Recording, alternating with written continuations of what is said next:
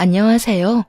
거지근성 못 버리는 시모와 가진 거라곤 쥐뿔도 없는 주제에 외도까지 저지른 남편놈을 버리고 모처럼 휴식을 취하고 있는 애청자입니다.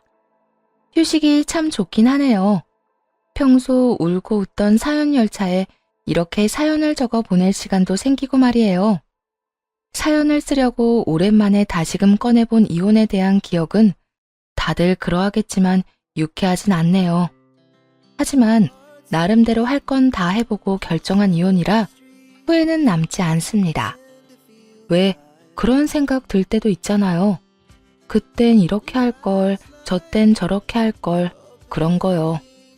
적어도 그런 생각은 조금도 하지 않으니 복수만큼은 후련한 것 아니겠어요? 그러면 지금부터 이야기 시작해 볼게요. 남편과는 회사에서 처음 만난 사이였어요. 입사를 했을 당시 남편은 이미 회사 내에서 꽤 유명하더라고요. 동기 중에서도 단연 눈에 띄는 능력과 외모였고 서글서글한 성격에 늘 웃고 다니는 연애하고 싶은 남자, 그 남자가 바로 제 남편이었네요. 그렇게 소문난 남자의 일을 돕기 시작하면서 인연은 시작되었어요.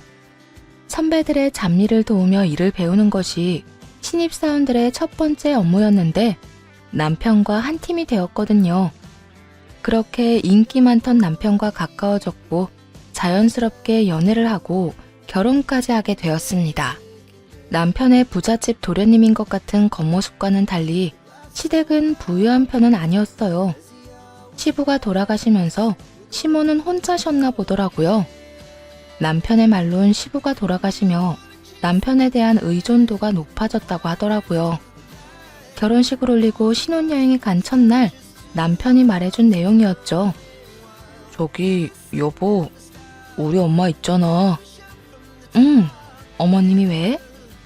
예전엔 그렇지 않았는데 아버지 돌아가시고 난 후론 날 의지하고 사셨어. 나도 엄마 많이 챙겼고 결혼하고 나서도 딱 선 긋고 살고 싶진 않아. 그래서 말인데 내가 엄마를 좀 챙겨도 될까? 막 우리 가정 내팽개치면서 챙긴다는 게 아니라 적당한 선에서 엄마가 너무 외롭지 않을 만큼은 좀 챙기고 싶어. 저에게 챙기라는 것도 아니고 본인이 챙기겠단 말을 지나치게 눈치를 보며 말하더라고요. 그런 모습에 마음이 좋지 않았고 흔쾌히 알았다고 했죠. 그럼 나한테 어머님 챙기라는 것도 아니고 당신이 챙기겠다는데 내가 뭐라고 그래. 그리고 나도 결혼해서도 결혼하기 전처럼 우리 집 챙길 거야. 그러니까 당신도 적당한 선에서 어머님 챙겨드려. 대신 당신 말대로 무조건 1순위는 우리 가정인 거다. 가정에 피해를 주면서까지 어머님 챙기는 건 안 돼. 알겠지? 오, 알겠어. 우리 엄마는 내가 알아서 잘 챙길게. 그 후 남편이 따로 말은 하지 않았지만 시모에게 용돈을 챙겨준다는 건 알고 있었어요. 우연히 남편의 휴대전화에서 이체 내역을 본 적이 있었거든요. 생활 능력도 없는 시모에게 생활비 정도는 줄 수 있다고 생각했고 굳이 그런 걸로 입을 떼고 싶진 않아 모른 척 했고요. 저희 둘 다 대기업에 다니고 있어 생활이 어려운 것도 아니었고 그런 문제로 말이 나오기 시작하면 너무나도 치사해질 것 같았거든요. 그런데 생활비를 받아 쓰던 시모는 한술 더 떠 이사를 하고 싶다고 졸라대기 시작하더라고요. 아들, 엄마 집 옮기고 싶어. 어? 집은 갑자기 왜? 지금 사는 곳에서 잘 살았잖아. 잘 살기는 하는 수 없이 산 거지 뭐. 지금 사는 집은 너무 좁기도 좁고 낡아서 서글프단 말이야. 시모는 남편의 팔을 붙들고 흔들며 조르기 시작했고 그런 상황이 잘 이해가 되지 않더라고요.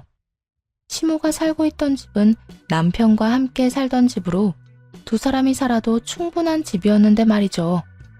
남편도 없는데 왜 갑자기 좁다고 하는 것인지 이상했어요.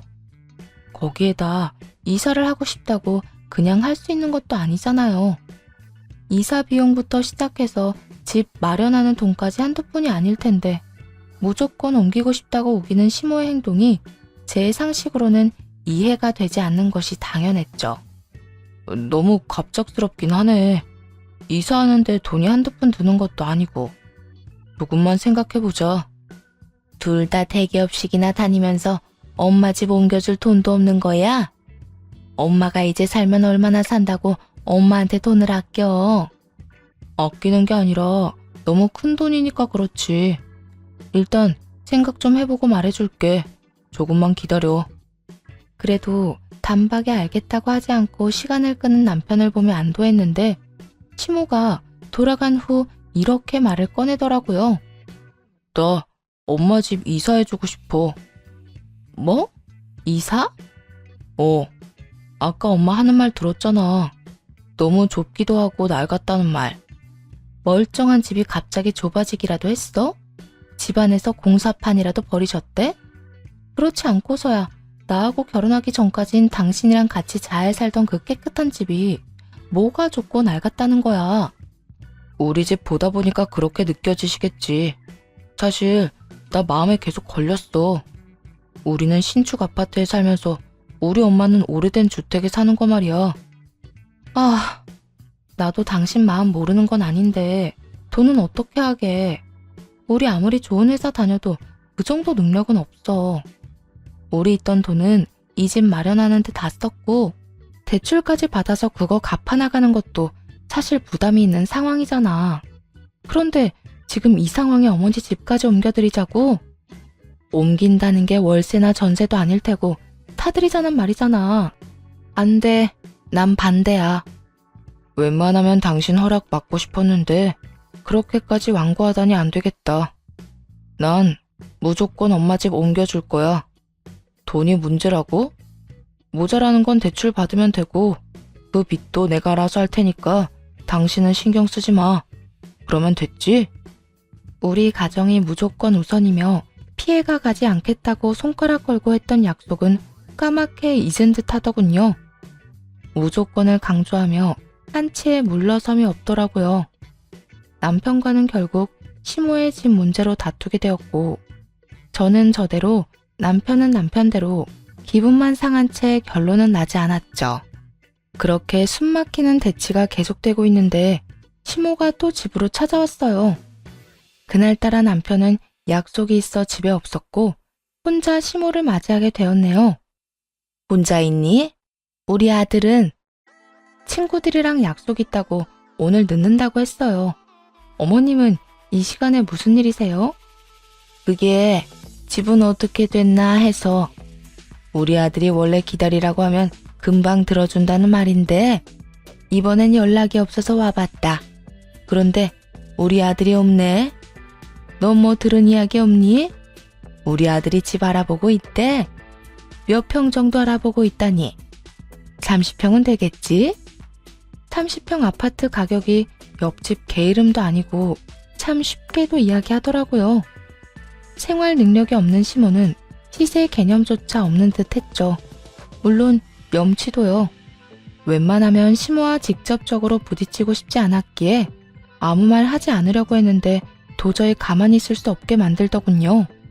어머님, 30평대 아파트까지 마련할 능력 안 돼요, 저희. 된다고 해도 다 대출받아야 할 텐데 그 빚은 또 언제 다 갚아요? 저희도 생활을 하고 살아야죠. 내가 언제 너한텐 집 해달라고 했니? 왜 네가 나서서 이 난리야? 난 너 말고 우리 아들한테 해달라고 했어.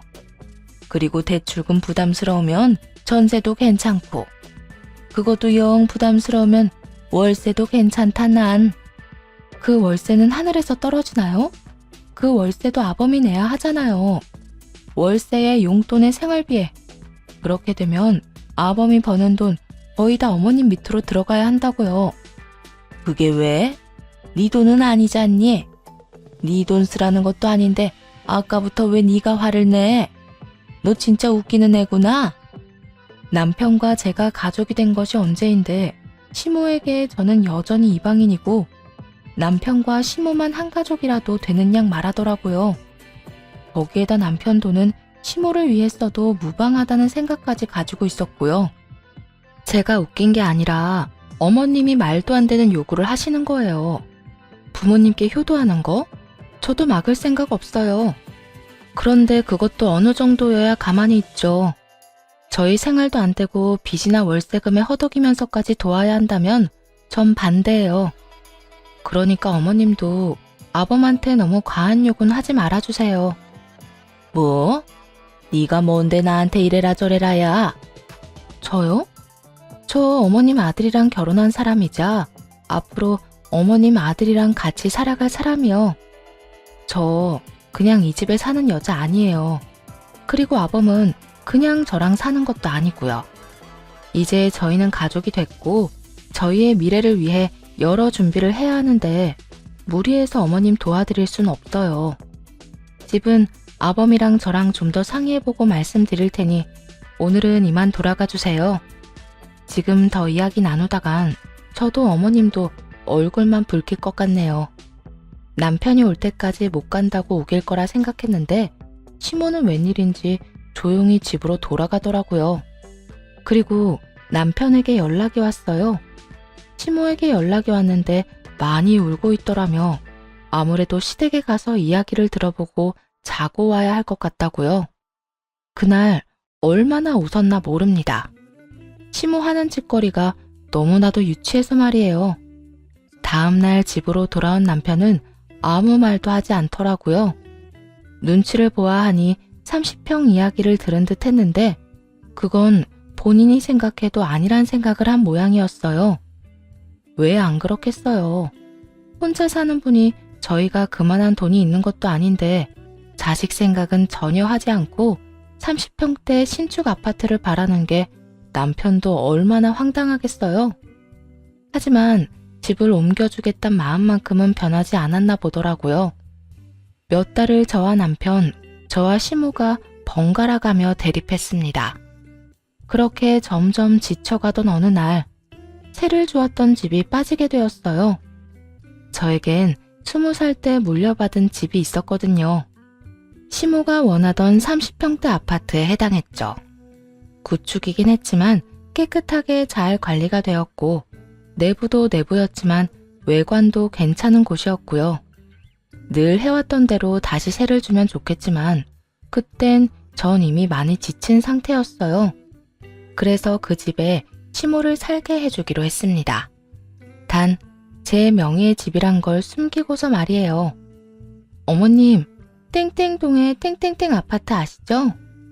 응, 아는데 왜? 거기로 얻어줄 거니? 거기도 꽤 하는 걸로 아는데.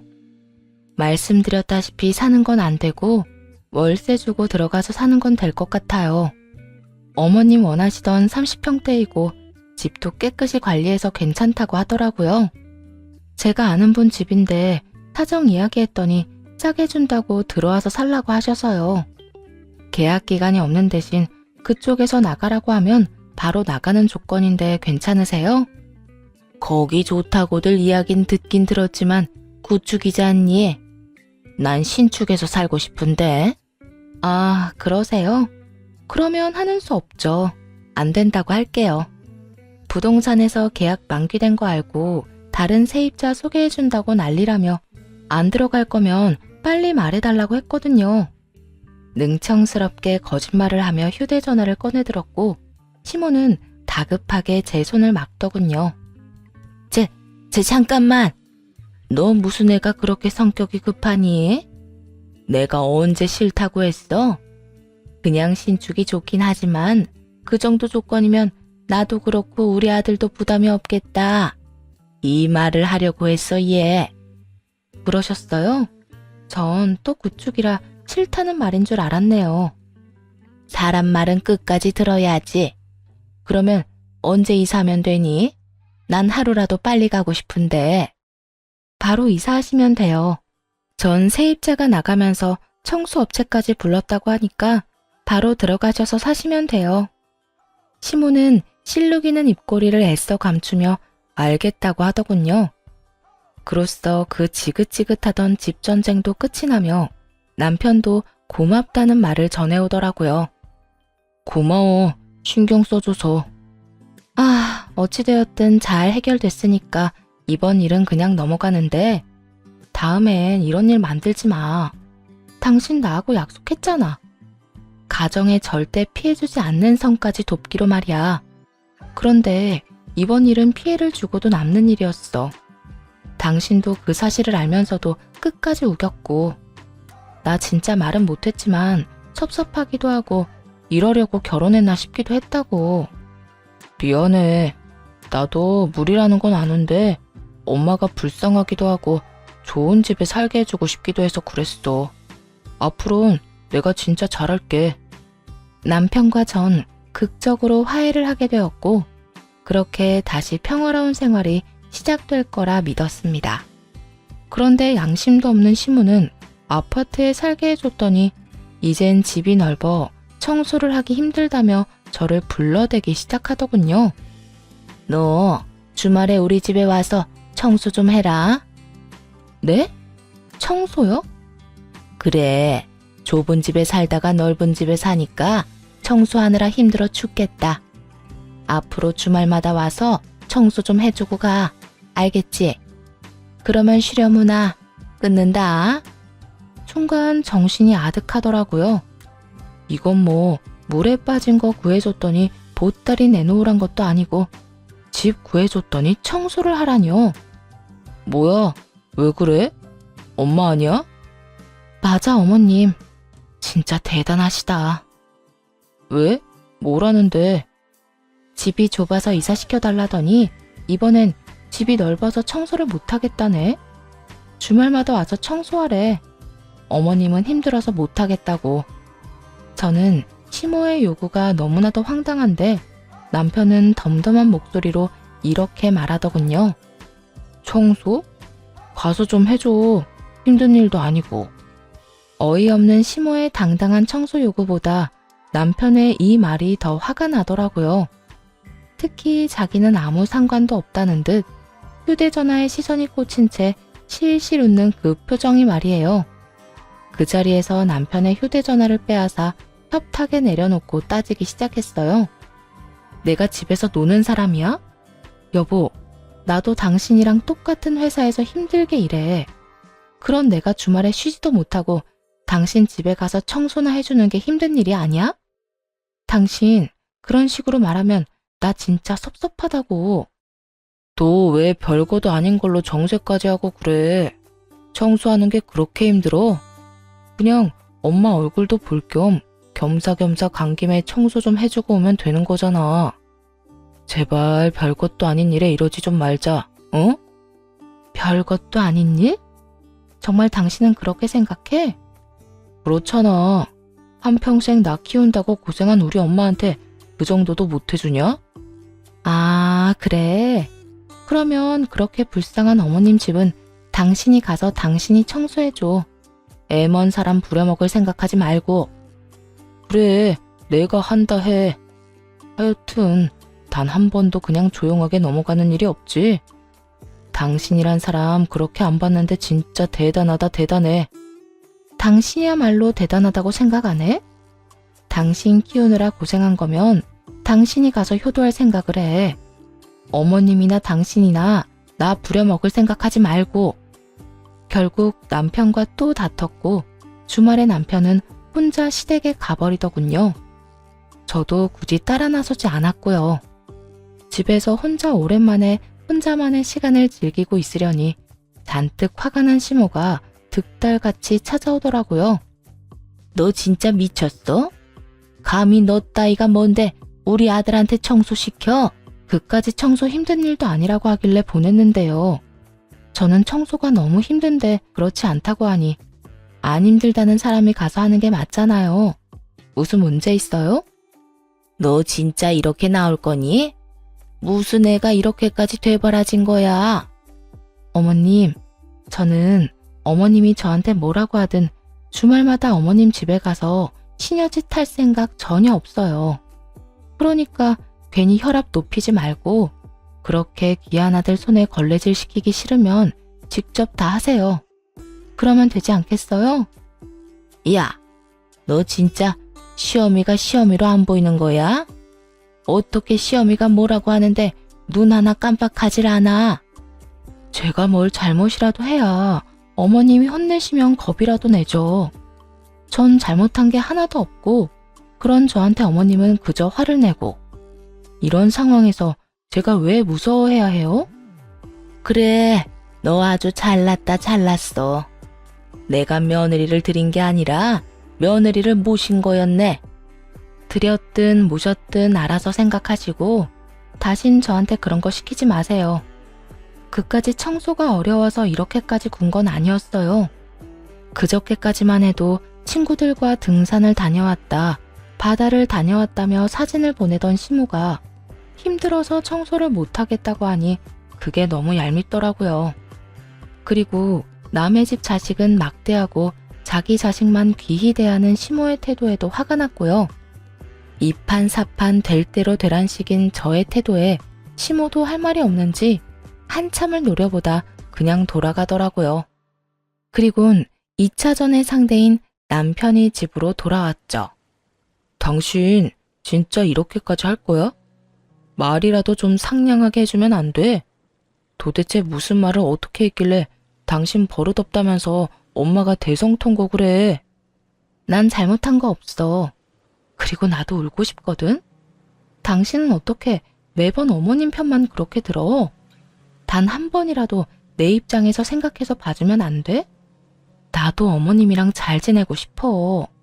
엄마 딸 같은 고부 사이는 아니더라도 적어도 만나면 반갑다고 웃으며 지내고 싶다고. 그런데 매번 어머님이 말도 안 되는 요구를 해오는데 어떻게 웃으면서 대할 수가 있겠어? 그냥 엄마가 뭐라고 하든 네 하고 대답만이라도 하면 되잖아. 일단 알겠다 하고 적당히 장단 좀 맞춰주는 게 힘들어? 장단만 맞춰주면 끝날 일이 아니잖아. 매주 연락이 올 거고 왜 안 오냐고 닥달할 거고 올 때까지 연락해 올 게 뻔한데 어떻게 알겠다고 해. 당신은 당신 엄마를 그렇게 몰라? 이번에도 봐봐. 당신이 가서 청소하는 건 절대 두고 못 본다면서 나는 괜찮다고 하는 그 심보가 정상적이라고 생각해? 여보, 자기 집 자식이 귀하면 남의 집 자식도 귀히 대해야 하는 법이야. 그런데 어머님은 당신만 귀하고 난 막대해도 되는 사람 취급하잖아. 원인이 어떻게 됐든 이번엔 당신이 심했으니까 당신이 빌어. 가서 똑같이 대성통곡을 하면서 빌든 무릎을 꿇고 빌든 어떻게 해서든 우리 엄마 마음 당신이 풀어내란 말이야. 가서 빌기는커녕 한동안 어머님 보고 싶지도 않거든?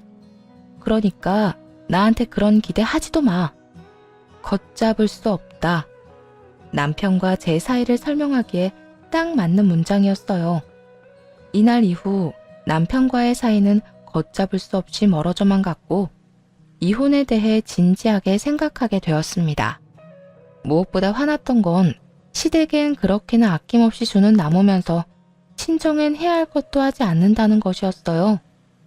부모님의 생신 때 용돈 봉투 한 번 드리기는커녕 밥 한 끼 대접한 적도 없었으니까요. 이혼하던 그 해에도 마찬가지였죠. 엄마의 생신이었는데 하는 수 없이 참석만 한다는 태도로 입은 꾹 다물고 밥만 먹고 가더라고요. 엄마가 말을 걸어도 건성건성 대답만 하고 말이에요. 그래서 한 소리 하니 뭐라고 하는 줄 아세요? 당신 집은 당신이, 우리 집은 내가 챙기는 게 당연한 거 아니야? 참석한 것만 해도 고맙게 생각해. 생각 같아선 참석도 안 하고 싶었으니까. 그리고 내가 대답 다 해드렸잖아. 밥 먹고 있는데 말 건다고 입에 있는 음식 다 뱉어내고 막 웃으면서 대답해야 해? 별것도 아닌 걸로 시비 좀 걸지 마. 그렇지 않아도 피곤해 죽겠는데. 이러더라고요. 참 기가 막혀서. 이날 이후론 남편과 속 깊은 대화를 나누는 것도 포기해버렸고 다 내려놓으니 싸울 일이 없더군요. 아예 대화라는 것이 없었으니까요. 그렇게 결혼 생활이 이혼과 점점 더 가까워지던 어느 날 시모가 집으로 찾아왔어요. 당시에 사이가 좋지 않았던 터라 볼 일이 있는 것이 아니면 찾아오는 일이 없었는데 아무 날도 아닌데 불쑥 찾아왔더라고요. 나 이번에 친구들이랑 여행 좀 가려고 하는데 500만 원만 좀 내놓거라. 해외여행 가는데 나만 빠질 수는 없지 않니? 며느리가 무슨 돈 나오는 ATM 기기도 아니고 이건 또 무슨 경우인가 싶었네요. 태도는 또 얼마나 뻔뻔하고 당당한지 기가 다 막히더라고요. 어머님, 소식 못 들었나 본데 저희 각자 집은 각자 알아서 챙기기로 했어요. 그러니까 그 500만 원은 어머님 아들한테 가서 달라고 하세요. 방금 친구 만나러 간다고 나갔으니 전화해보세요. 돈 달라고. 우리 아들이 돈이 어디 있어? 매달 내 생활비 주고 용돈도 따로 주느라 힘들 텐데. 그렇지 않아도 힘든 우리 아들 부담 주기 싫으니까 네가 줘 그냥. 이런 뻔뻔함은 참 한결같더라고요. 이렇게 한결같기도 힘들 텐데 참 대단하단 생각마저 들더군요. 저도 없어요, 돈. 제가 부모님이 없는 것도 아니고 저도 부모님께 용돈 드리고 있거든요. 그래서 주고 싶어도 드릴 돈이 없어요. 넌 시집 온 애가 왜 친정을 챙기니? 그건 말도 안 되는 거야. 당장 가서 이때껏 친정에 준 돈 다 받아오거라. 얼른! 시모는 얼른 가서 돈을 받아오라며 저의 등을 떠밀었고 더는 이런 시모와 신랑이 할 힘도 없더라고요. 해봤자 늘 똑같은 결말인데 굳이 그러고 싶지도 않았고요. 바로 남편에게 전화를 걸어 집으로 와 상황을 해결하라고 했고 얼마 지나지 않아 남편이 집으로 뛰어 들어왔네요. 그리곤 이렇게 말하더라고요. 엄마 말이 다 맞는데 왜 또 이 난리야? 괜히 또 싸우지 말고 엄마 말대로 친정에 준 돈 다시 받아와. 결혼한 여자가 가정에 돈 쓸 생각을 해야지 왜 친정에다 돈을 써? 그러는 당신은 결혼한 남자가 왜 시댁에다 돈을 써? 아니, 당신은 쓰는 정도가 아니라 퍼다 나르고 있지. 내가 친정에 쓴 돈 받아오는 대신 당신도 이때껏 어머님께 준 돈 다 받아와. 어때? 공평하지? 공평? 나는 남자고 당신은 여잔데 뭐가 공평해? 그리고 당신 집은 당신이 용돈 같은 거 안 줘도 먹고 살만 하잖아. 우리 엄마는 내가 안 도와주면 당장 못 먹고 산다고. 키워주셔서 감사하다는 마음으로 드리는 용돈에 먹고 사는 문제가 왜 나와? 당신은 당신이 할 도리, 나는 내가 할 도리를 다 하자는 것뿐인데. 그리고 기억 안 나? 당신이 각자 집은 각자 알아서 챙기자며. 우리 집에 내가 준 용돈이니까 더는 그 일로 뭐라고 하지 마. 내가 각자 집 챙기자고 했던 건 생신이나 경조사 말이었지. 매달 주는 용돈 말이 아니었다고. 어쨌든 난 당신이 매달 처가에 용돈 주는 거 싫으니까 가서 다 받아와. 이쯤 되니 그냥 남편 놈과 말도 섞기 싫더라고요. 말을 더 해봤자 통할 것 같지도 않았고요. 그래서 더는 대꾸도 하지 않고 두 사람 다 등을 떠밀어 내쫓아 버렸네요. 남편 역시 제 꼴이 보기 싫었는지 시모를 데리고 순순히 쫓겨나 주더라고요. 그날 이후 남편은 시댁에서 지내게 되었고 그 상황에 맞물려 제 귀에 이상한 소문이 들리기 시작했어요. 남편이 회사에서 남편의 동기와 지나치게 가까이 지낸다는 소문 말이에요. 정연아, 네 남편 정유선 선배랑 유난히 가깝게 지내던데? 너 알고 있어? 정유선? 두 사람 동기잖아. 그래서 친한가 보지. 난 신경 안 써. 동기인 건 나도 알고 있는데 요즘 따라 두 사람 유난히 친하게 지내길래 뭐 네가 괜찮다면 됐어. 난 혹시나 해서. 어차피 이혼을 마음먹고 있기도 했고 남편 놈 이야기는 듣고 싶지도 않아 신경조차 쓰지 않았는데 그 여자가 왜 남편과 갑자기 티나게 친근하게 지내는지 그 이유를 그날 밤에 알게 되었습니다. 잊을만 하면 찾아오는 시모가 그날 밤 집으로 찾아왔고 아주 친절하게 여자의 정체를 밝혀주었거든요. 또 무슨 일이세요? 무슨 일이긴 할 말이 있어서 왔지.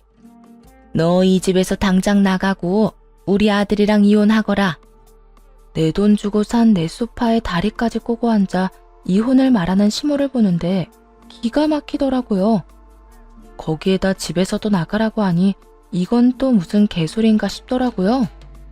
이혼은 알겠는데 이 집에서 나가라뇨? 제가 왜 나가야 하는데요? 왜긴 왜야. 여긴 우리 아들 집이니까 그렇지. 아무리 이 집 살 때 반반씩 내고 샀다고 해도 예로부터 집은 남자 몫인 거 모르니? 그러니까 당장 짐 싸서 나가.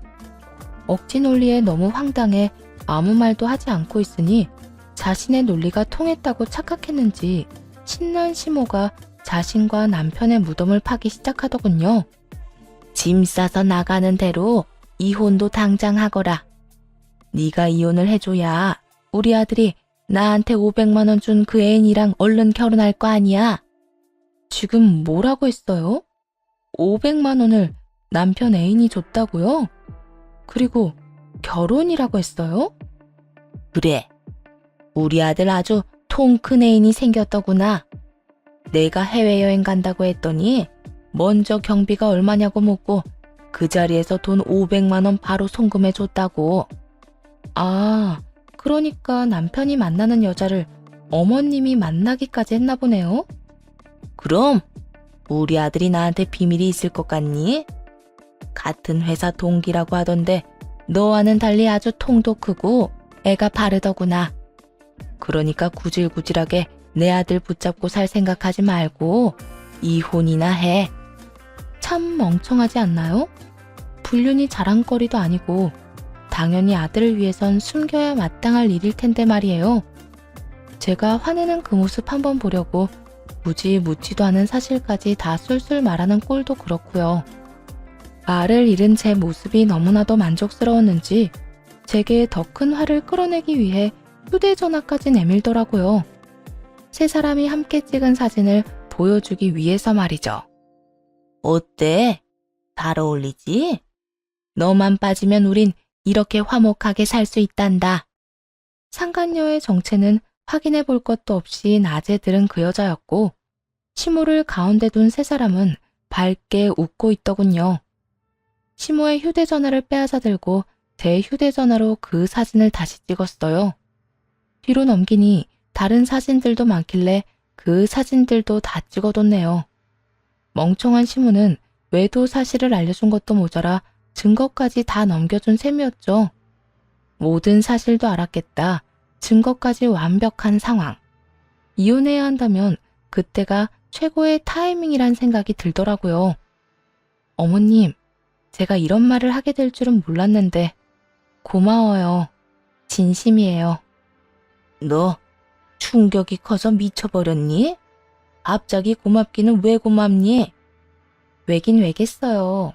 그렇지 않아도 이혼이 하고 싶어 안달이 날 지경이었는데 어머님이 이렇게 그의 외도 사실도 알려주고 외도 증거까지 가져다 주니 제가 너무 고맙지 않겠어요?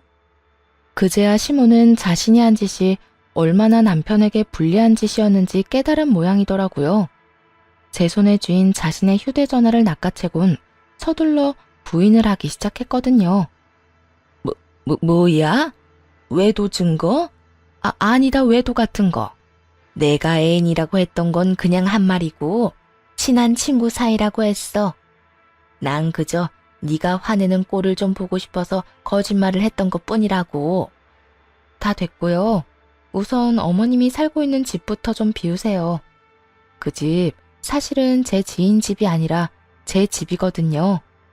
될 수 있으면 빨리 좀 비워주시고 이 집에서도 빨리 좀 나가주실래요? 이혼할 남자 엄마랑 더는 마주보고 있기도 싫어서요. 그 집이 네 집이란 말이야? 네. 제가 손해를 크게 보고 어머님 살게 해드렸는데 이혼할 마당에 그럴 필요가 없잖아요. 집에 가면 바로 짐부터 좀 싸세요. 너 우릴 속였니? 왜 그런 걸 속여? 그리고 이렇게 갑자기 나가라고 하는 법이 어디에 있어? 생각 안 나세요? 집주인이 원할 시엔 언제든 바로 집에서 나간다는 조건이 있었던 거. 집주인은 저고 내가 원하는 언제든이라는 시점이 바로 지금이에요. 그러니까 당장 나가주세요. 여기서도 나가주시고요. 시모가 무어라 하기도 전에 밖으로 내쫓아버렸고 상황을 전해 들은 남편놈이 헐레벌떡 집으로 들어오더라고요. 들어오자마자 변명부터 쏟아내는데 유명 래퍼도 울고 가겠더군요. 여보, 엄마가 당신한테 헛소리했다고 하던데 그거 다 사실 아니야. 엄마가 다 거짓말한 거야. 나 믿지? 넌 이걸 보고도 그런 말이 나오니? 네 엄마가 이런 사진을 아주 많이도 남겨놨더라. 휴대전화에 남긴 증거들을 보여주었고 남편은 그나마 덜 멍청한 것인지 합성이란 말 같지도 않은 변명은 하지 않더라고요. 하나마나 한 변명을 하는 대신 남편이 선택한 건 손이 발이 되게 비는 짓이었어요. 여보, 내가 잘못했어. 내가 진짜 미쳤었나 봐. 당신이랑 매일같이 싸우기만 하고 나도 너무 외롭고 그래서 그냥 홧김에 잠시 만난 것뿐이야. 다른 감정 같은 건 전혀 없었다고. 어쩜 바람 피운 것들은 변명도 그 모양인지 모르겠다. 그 머리, 그 말재주로 어떻게 바람을 피웠니? 그것도 능력이다 진짜. 내 성격 알지? 당신이 지금 와서 뭐라고 하든 난 무조건 이혼할 거야. 실수 한 번 한 거 가지고 이혼은 무슨 이혼이야? 나 그 여자랑 그렇게 깊은 관계 아니라니까? 그렇게 깊은 관계가 아닌데 그 여자는 어머님한테 돈 500만 원을 해주고 어머님은 나한테 와서 너하고 빨리 이혼하라고 했을까? 그건 그 여자가 우리 엄마한테 잘 보이려고 그랬던 거야. 난 아무 상관도 없어. 상관이 없긴 왜 없어. 애초에 당신이 어머님을 보여줬으니까 돈이 오갈 상황도 오고 사진도 같이 찍을 수 있었지 않겠니? 변명을 하려거든 좀 제대로 해. 생각도 하고 말이야.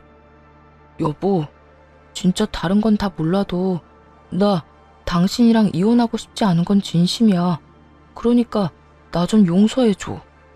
당신 진심 같은 건 필요 없어. 난 무조건 이혼할 거고 내 생각엔 변함없으니까. 그러니까 여기서 이러지 말고 네 애인이랑 앞으로 어떻게 난관을 헤쳐나갈지 그거나 상의해. 시모와 마찬가지로 남편도 그렇게 내쫓아 버렸습니다. 그리고 기대로 가득 찬 다음 날이 되었어요. 출근을 하자마자 상간녀의 부서로 찾아가 상간녀의 머리채를 사뿐하게 잡아주었죠. 너 미쳤어? 이게 무슨 짓이야? 이거 못 나? 응, 못 나. 너 내 남편이랑 바람 피웠다며? 좋았니? 좋았어? 한 회사의 마누라가 이렇게 두 눈 똑바로 뜨고 있는데 남의 남편이랑 만나니까 행복했냐고. 그러게, 남편 관리 좀 잘하지 그랬어. 오죽했으면 한 회사에 마누라가 있는데 다른 여자를 만났을까? 그러게, 내가 잘못했네. 그런데 나보단 네 잘못이 더 크지 않겠어? 그러니까 너 오늘 나한테 좀 혼나자. 온 힘을 다해 상간녀를 휘둘렀고 상간녀는 속수무책으로 저에게 끌려다녔네요. 그렇게 한참 상간녀와 다투고 있는데 남편 놈이 달려오더라고요. 여보, 회사에서 이게 무슨 짓이야? 달려온 남편은 바로 상간녀에게서 저를 떨어뜨리고 상간녀 앞을 막아서더라고요. 이렇게 보니 잘 어울리네. 아주 천생연분이야. 여보, 여기서 이러지 말고 나가서 이야기하자. 여기 회사야, 회사. 우리는 둘째치고 당신도 이런 식으로 굴면 징계감이라고. 고양이 쥐 생각하고 있네. 남편이 바람 피워서 이혼하는 마당에 징계가 무서울까봐? 내 걱정하지 말고 너희 걱정이나 해. 내가 너는 불륜남, 너는 상간녀 딱지 제대로 붙여줄 테니까. 그만하자. 나도 질린다 질려. 당신이 이러니까 내가 바람을 피운 거야. 알아? 내가 이렇게까지 된 건 당신이랑 당신 엄마 때문인데 그건 알아? 어쨌든 이혼 소장 날아갈 거고 날짜 맞춰서 오기나 해. 당신 엄마가 이혼 빨리 하라고 성하던데 이번에야말로 엄마 말 좀 잘 듣고 이혼이나 빨리 하자. 그래, 이혼하자. 그런데 당신 재산 나눌 준비도 하고 있지? 들어보니까 우리 엄마 사는 그 집 당신 거라며? 우리 이혼하면 그 집도 포함해서 재산 분할해야 하는 건 알고 있지? 넌 진짜 그런 상식으로 어떻게 이 회사에 들어왔는지 정말 의문이다. 재산 분할 이야기하고 있는데 왜 상식 이야기는 꺼내고 난리야? 두고 보면 알 거야. 재산 분할이랑 상식이랑 무슨 연관관계가 있는지 말이야. 어쨌든 법원에서 보자. 남편은 끝까지 헛소리를 해대더군요. 재산 분할이라니 아주 원대한 꿈 아닌가요? 어쨌든 불륜 소식은 입에서 입을 타고 온 회사에 퍼져버렸고 소란을 피운 저는 징계, 두 사람은 회사에서 잘리게 되었습니다. 그 후 남편과 상간녀, 시모에게까지 소송을 걸었고 위자료를 싹 받아내고 이혼하게 되었어요. 물론 결혼 전 물려받은 재산에 대해 분할이 가능할 리도 없었고요.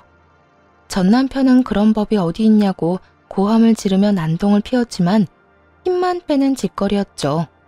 그 후 얼마 지나지 않아 두 사람이 결혼식은 생략하고 살림만 합쳐 살기 시작했다는 소식이 들려오더라고요.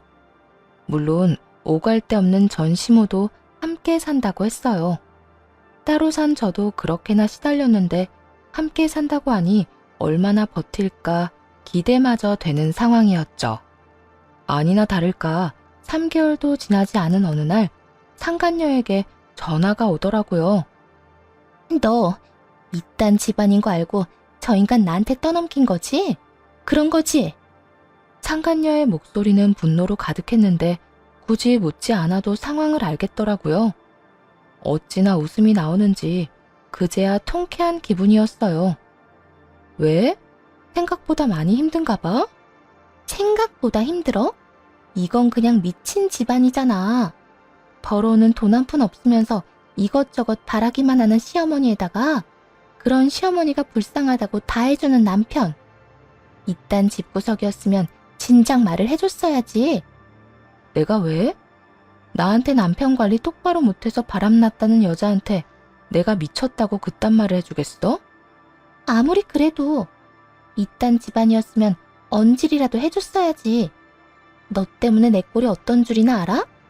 상간녀 딱지도 모자라서 이혼녀 딱지까지 붙이게 생겼다고. 이게 진짜 정신을 놔버렸나? 어디서 상간녀 주제에 남 탓을 하고 있어? 내가 내 남편이라고 만나달라고 빌었니? 울고불고 매달리기라도 했어? 네가 좋아서 만나놓고 이제 와서 왜 내 탓이야? 그러게 멍청하게 남이 버리려는 쓰레기는 주워가라고 했어? 남이 버리려는 쓰레기를 주워가려고 했어? 뭐야? 너 지금 불난 집에 부채질하니? 하긴 내가 데리고 살 때는 대기업 다니기라도 했지. 지금은 쥐뿔도 없는 놈에다가 그 빈대 같은 그 아줌마까지 데리고 살아야 하니 넌 진짜 짜증나긴 하겠다. 그런데 어쩌겠어. 네 말대로 이혼녀 딱지까지 붙이기 싫으면 그냥 참고 사는 수밖에. 잘 데리고 살아봐봐. 살다 보면 철도 들고 네 인생에 도움이 되는 날이 오긴 오겠지. 그게 언제가 될지는 모르겠지만 말이야. 이 말에 약이 오를 대로 오른 상간녀는 욕을 하며 소리를 질렀지만 그대로 전화를 끊어버리고 차단을 해버렸네요. 가치도 없는 인간한테 같이 욕을 해봤자 뭐 하겠어요? 제 입만 더러워지지. 그리고 또 3개월 뒤 이번엔 전 남편이 찾아오더라고요. 급하긴 급했는지 회사 앞으로 찾아왔었는데 거짓골을 보아하니 상간녀와도 헤어진 모양이더라고요. 여보, 잘 지냈어? 보면 몰라? 잘 지내잖아. 그러는 당신 꼴은 그게 뭐야? 나? 나 요즘 많이 힘들어. 그 여자랑 헤어지고 엄마랑 오갈 데도 없이 지내고 있어. 그래서 뭐? 혹시 설마 나한테 잘못했다고 다시 잘해보자 이런 말 같지도 않은 말할 건 아니지? 전 남편은 전곡을 찔려버린 것인지 당황한 표정을 지어 보이며 가만히 있더라고요. 그런 남편은 그냥 보고만 있었고 제 시선을 느낀 남편이 다른 대책을 내놓기 시작하더군요. 나도 양심은 있어. 설마 당신한테 그런 말을 할 수가 있겠어? 내가 찾아온 건 다름이 아니라 우리 엄마가 살던 당신 집 있잖아. 당분간 우리 거기서 새 좀 들어서 살 순 없을까? 진짜 우리가 오갈 데가 마땅치가 않아서 그래. 전혀 생각지도 못한 부탁이었어요. 설마 이혼한 전 남편이 회사 앞까지 찾아와서 제 명의의 집에 세를 들어 살고 싶다 소리를 할 줄 누가 상상이나 했겠어요? 전 여전히 아무 말도 하지 않고 있었고 전 남편은 다시 부탁을 해오기 시작하더라고요. 정말 어려워서 그래. 그때 그 월세로 한동안만 좀 살게 해줘. 엄마도 그 집에서 다시 살고 싶다고 난리고 나도 그 집이면 살만할 것 같아서 그래. 가진 건 쥐뿔도 없으면서 30평대 아파트 타령이나 하는 그 도둑놈 빈대 심보는 여전한가 보더군요. 고민 끝에 이 말도 안 되는 부탁을 들어주기로 했어요. 단 월세는 빼고 말이죠. 그때 그 말도 안 되는 월세로 사는 건 말도 안 되지. 이젠 우리 가족도 뭣도 아니잖아? 그래도 그간의 정이 있으니까 달에 150만 원만 내고 지내. 당신도 알겠지만 시세 대비 저렴하게 해주는 거야. 뭐? 150만 원? 아, 나 지금 직장도 없어서 하루살이 신세인데 그 돈을 어떻게 마련해? 거기에다 내가 혼자도 아니고 엄마도 책임져야 하는 상황인 거 잘 알잖아. 그건 내 사정이 아니라 당신 사정이지. 내가 이혼한 마당에 그런 사정까지 다 봐줘야 해? 150만 원이 부담스러우면 단칸방이나 알아봐. 당신이 원하는 월세로 살 수 있을 테니까. 전 남편은 이것도 저것도 본인 뜻대로 되지 않자 태세를 바꿔 버럭 화를 내기 시작하더라고요. 모든 것을 제 탓으로 돌려버리는 것까지 잊지 않고 말이에요. 당신 진짜 이렇게까지 매정하게 굴 거야? 불쌍한 사람 돕는 셈 치고 좀 도와주면 어디가 덧나? 덧나. 내 심보가 뒤틀릴 것 같거든. 그리고 누가 불쌍한데? 당신은 지금 당신이랑 당신 엄마 모습이 너무 불쌍할지 몰라도 나한텐 전혀 아니거든? 내 눈엔 벌 받을 사람 벌 잘 받고 있다 싶어. 그러니까 내 앞에서 불쌍한 코스프레 할 생각도 하지 마.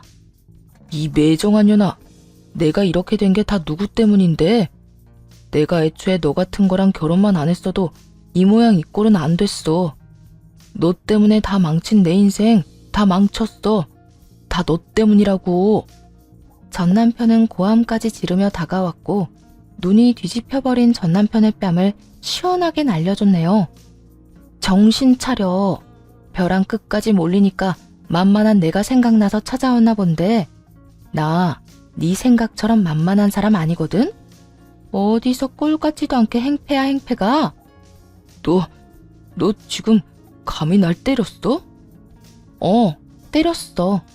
정신 못 차리고 헛소리 하길래 좀 때렸는데 왜? 불만 있어? 그러게 바람 피어서 이혼당한 주제에 남 탓이나 하래? 앞으로 인생 똑바로 살아. 그리고 다신 찾아오지도 마.